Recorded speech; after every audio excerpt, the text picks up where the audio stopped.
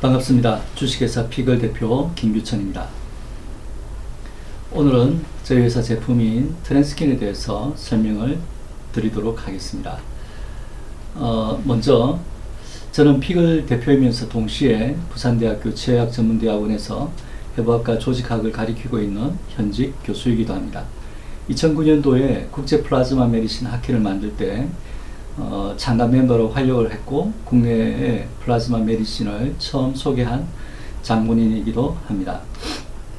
피글은 플라즈마 기술을 바탕으로 다양한 의료기기, 미용기기, 가전제품 등을 생산하는 회사입니다.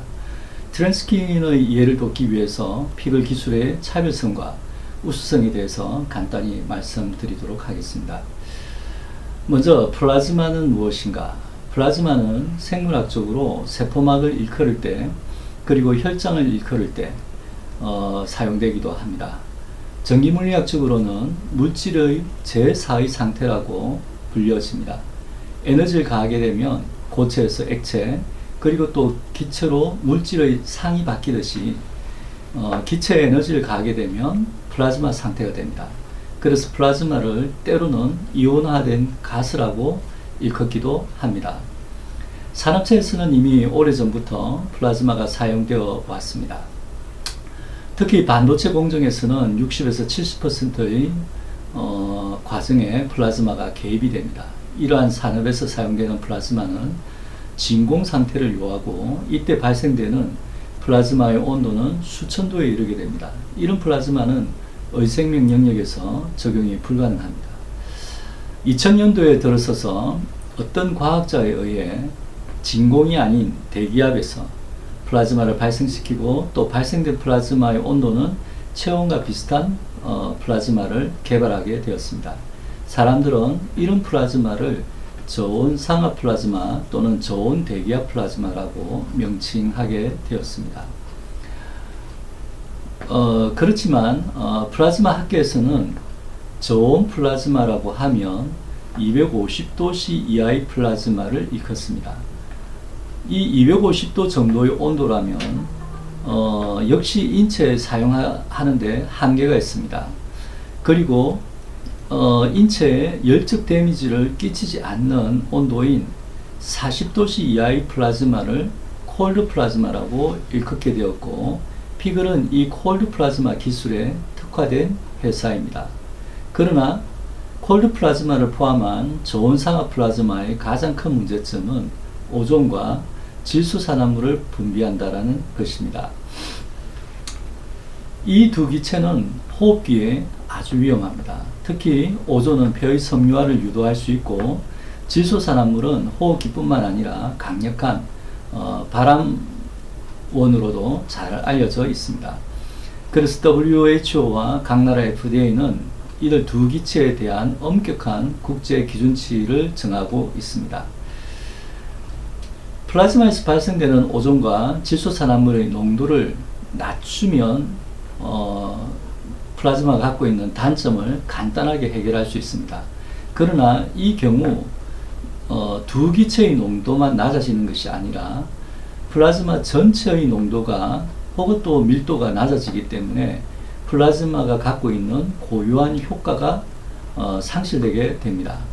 그렇기 때문에 플라즈마의 효능을 유지시키면서 동시에 오존과 질소산화물의 농도를 기준치 이하로 낮추는 것이 플라즈마 메디신 기술에 있어서 가장 중요하고 또 가장 핵심이 되며 또 가장 어려운 기술에 해당됩니다. 지금까지 이 기술을 구현할 수 있는 그룹은 피글 밖에는 없습니다.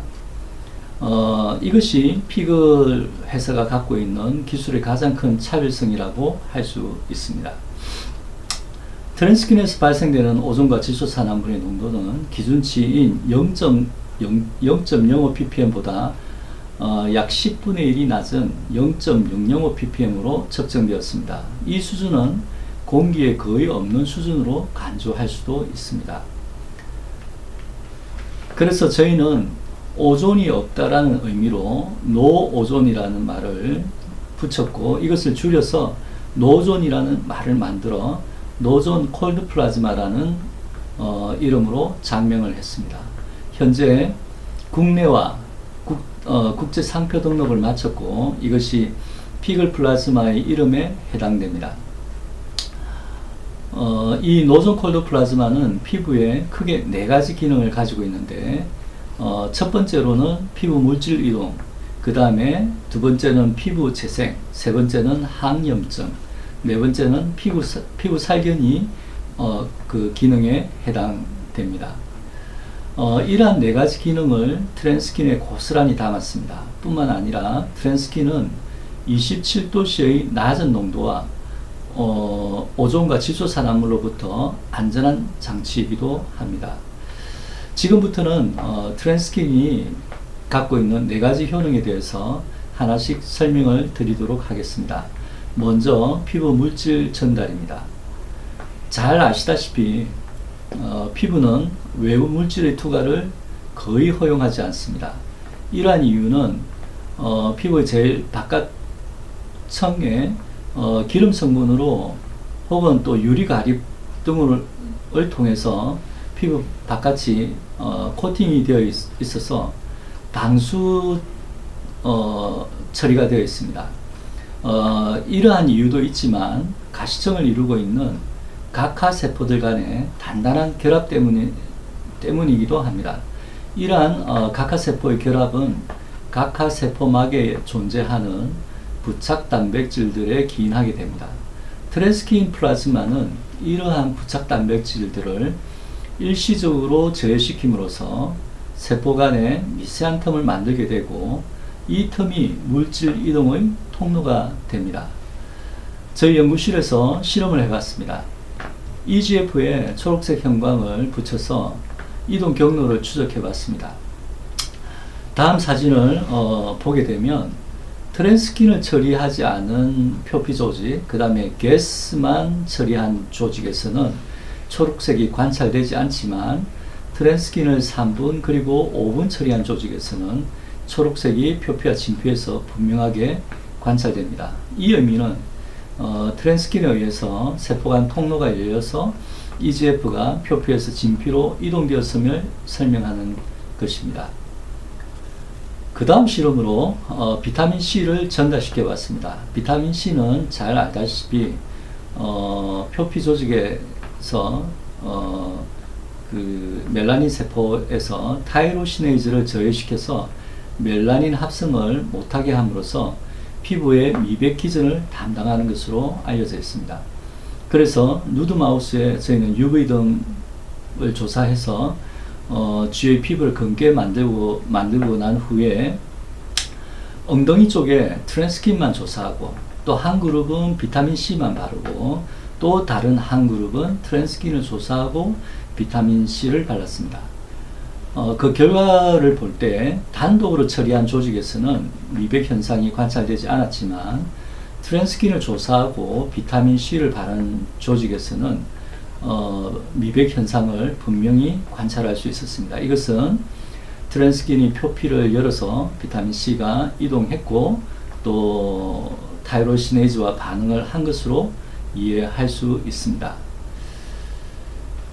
임상 결과입니다. 트랜스킨을 처리한 후에 고농축 비타민C 앰플을 발라줬을 경우 환자들의 피부에서 현격하게 미백 효과를 나타내고 있음을 잘 알 수 있습니다. 다음은 재생 효과입니다. 이 사진은 개인적으로 제가 매우 좋아하는 사진입니다.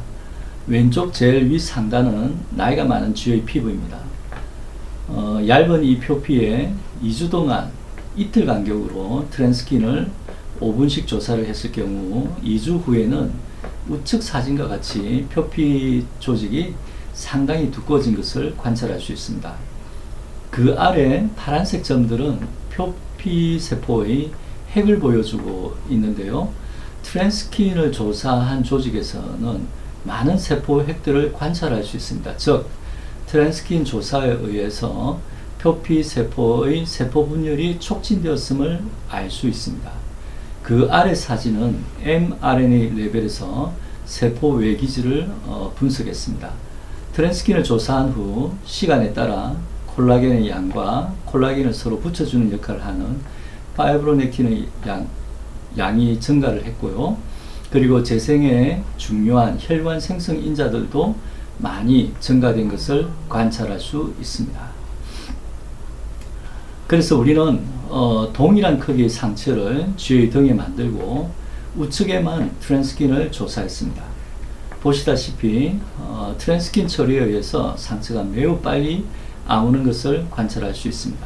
2주가 지나면 자연 치유된 쥐의 상처와 트랜스킨을 처리한 쥐의 상처가 모두 다 아물었는데 흉터의 차이가 있습니다. 자연 치유된 쥐에서는 흉터가 제법 크게 남아있는 반면에 트랜스킨을 처리한 쥐에서는 상처의 그 흉터가 거의 보이지 않습니다. 이건 역시 임상적 효과에서 보면 왼쪽 환자의 경우 쌍꺼풀 수술을 한 후에 트랜스킨을 3회 처리했을 경우 상처와 붓기가 거의 다 아물었음을 알 수 있습니다. 이 아무는 시간이 일반적인 그 아무는 시간에 비해서 절반 정도 줄어들었습니다. 우측의 경우는 자동차 냉각수에서 화상을 입었는데요. 트랜스킨을 15분 처리하게 되면 상처가 즉각적으로 아래와 같이 진정됨을 알 수가 있었습니다. 그래서 이런 상처 진정과 재생에 매우 뛰어난 효과가 있음을 저희들이 이제 관찰을 하게 되었습니다. 그리고 이 환자의 경우는 피부가 얇아서 상처가 나면 회복하는데 시간이 많이 걸려서 상처를 내는 시술을 꺼려하는 환자였습니다. 저희가 잘 설득을 시킨 후에 레이저로 피부에 상처를 내고 트랜스킨 처리를 진행했을 때 일반적으로 상처가 가라앉는데 아무는데 약 10일 정도 걸렸던 시간이 이 환자의 경우 트랜스킨을 처리했을 때 불과 5일 만에 거의 다 상처가 아무는 것을 관찰하게 되었습니다. 매우 빠른 재생 효과였음을 저희가 알게 되었고요. 환자 본인도 굉장히 만족하는 경우였습니다. 다음은 항염증에 관한 효과입니다. 일반적으로 피부세포가 항원에 노출되면 표피세포는 염증 관련 세포들을 그 자리로 불러들이게 됩니다. 대표적인 것이 마스트셀과 백혈구들입니다. 이런 염증 관련 세포들이 항원에 대해서 과도하게 반응하게 될 때 부종과 심한 가려움증을 혹은 더 나아가서는 알러지 또는 아토피를 유발하게 됩니다. 이러한 염증을 억제시키기 위해서는 염증 관련 세포들을 불러들이는 신호단백질들을 억제시켜야 됩니다. 가장 대표적인 신호단백질들이 CCL 계열의 단백질인데 트랜스킨을 처리하게 되면 표피세포에서 분비하는 CCL11 그리고 CCL17이 급격히 감소됨을 관찰할 수 있습니다. 아토피 전용 동물 모델에서 DNCB라는 물질을 발라주게 되면 굉장히 심한 아토피가 유발이 됩니다. 이때 트랜스킨을 조사하면 아토피 증세가 그림과 같이 상당히 진정됨을 알 수 있습니다. 이때 조직을 분석을 해보면요. DNCB로 인해 마스트셀과 호산성 백혈구 수가 상당히 증가되었지만 트랜스킨을 처리하게 되면 이들 증가된 세포수는 다시 현격히 감소하는 경향을 관찰할 수가 있습니다. 이 사진은 피글 직원의 사진입니다. 입사한 지 얼마 되지 않아서 본 직원이 근무하는데 왠지 힘들어하는 모습을 저희들이 알게 되었고 그 이유를 들어보니 아토피 사진과 같은 심각한 아토피 질환이 있었습니다. 그래서 이 직원에게 저희가 트랜스킨을 집중적으로 처리를 했더니 일주일 후의 사진에서는 거의 정상으로 이 아토피 증세가 진정이 된 것을 알게 되었습니다. 현재 이 직원은 아토피 증세가 상당히 호전되었고 피글에 대한 높은 충성심과 애사심을 갖고 업무에 임하고 있습니다. 마지막으로 피부 살균 효과입니다. 플라즈마는 기본적으로 뛰어난 살균 효과를 갖고 있습니다. 트랜스킨 역시 피부에 서식하는 대표적인 병원균들을 효과적으로 죽이고 있습니다. 여드름균이라든지 여러 가지 심각한 피부 질환을 일으키는 포도상구균이라든지 이런 균들에 대해서 굉장히 뛰어난 살균 효과를 보여주고 있습니다. 트랜스킨의 핸드피스에는 3개의 플라즈마 구멍이 있는데요. 이곳에서 뿜어져 나오는 플라즈마로 인해 세균 배양 접시에 3개의 클리어존을 우리가 발견할 수 있는데 이것이 살균된 흔적임을 우리가 알 수가 있습니다. 임상적으로 트랜스킨은 심각한 여드름에도 효과적이고 마스크 착용으로 인해서 생긴 과도한 피부염도 잘 억제시켰습니다. 뿐만 아니라 발가락 무좀에도 매우 효과적이었습니다. 그렇다면 트랜스킨을 어떻게 사용하면 가장 이상적일까요? 위에서 설명드렸듯이 세균성 질환이나 상처 등에는 트랜스킨이 매우 효과적입니다. 그리고 피부의 홍조와 부종에도 아주 뛰어난 효과를 갖고 있습니다. 그래서 피부 질환 환자들의 치료에는 분명한 효과를 보여줍니다. 주름 개선과 같은 미용 목적으로 오시는 분들에게도 트랜스킨을 3일 간격으로 주기적으로 처리하게 되면 조직의 재생 효과로 인해 주름이 현격히 개선이 됩니다. 뿐만 아니라 트랜스킨은 물질 침투를 돕기 때문에 성장 인자가 다량 들어있는 앰플과 함께 사용하게 되면 성장 인자들이 트랜스킨의 도움으로 표피와 진피로 이동해서 세포 분열과 콜라겐 합성을 촉진시킴으로써 훨씬 더 빠른 재생 효과를 유도할 수 있습니다. 최근의 미용 시술은 다양한 에너지 기반 장치를 사용하고 있습니다. 레이저나 하이프, 고주파 장치가 대표적입니다. 이러한 에너지 기반 장치들의 단점은 시술 후 상처와 멍 그리고 붓기 등을 야기시키기 때문에 이들을 진정시키기 위한 다운타임이 필요합니다. 트랜스킨은 에너지 기반 장치들이 야기한 이러한 부작용을 진정시키는데 매우 뛰어난 효과를 갖고 있습니다. 이 사진은 RF 니들로 주름 제거 시술 직후의 사진입니다. 보시다시피 뚜렷하고 흉한 상처가 생겼습니다. 하지만 트랜스킨을 단 15분만 처리했을 경우 우측 사진과 같이 상처가 급격히 진정이 되었습니다. 그래서 많은 병원에서 이러한 에너지 기반 장치 시술 후에 트랜스킨을 처리함으로써 부작용과 다운타임을 줄여주는 목적으로 많이 사용되고 있습니다. 요약을 하겠습니다. 트랜스킨은 물질 전달, 재생, 항염증, 살균과 같이 4가지의 대표적인 기능을 갖고 있습니다. 트랜스킨은 이렇게 뛰어난 효능을 보이면서 통증이 없고 상처 또한 내지 않으며 다른 장치들처럼 전기 쇼크도 없습니다. 에너지 기반 장치들과 병용해서 사용하게 되면 시너지 효과를 기대할 수 있습니다. 제가 학교에서 많은 연구를 바탕으로 개발된 장치이기 때문에 학술적 자료는 상당히 많이 갖고 있으며 지금도 계속해서 관련된 논문들이 발표되고 있습니다. 그러므로 트랜스킨은 환자들에게 분명히 좋은 장치입니다. 이런 소문이 좀 더 확대되고 나면 병원에도 당연히 도움이 되는 장치가 될 수 있다고 판단합니다. 여기까지 들어주셔서 감사드립니다. 오늘은 트랜스킨에 대해서 설명을 드렸고 저희 회사 전 직원을 대표해서 다시 감사를 드립니다. 감사합니다.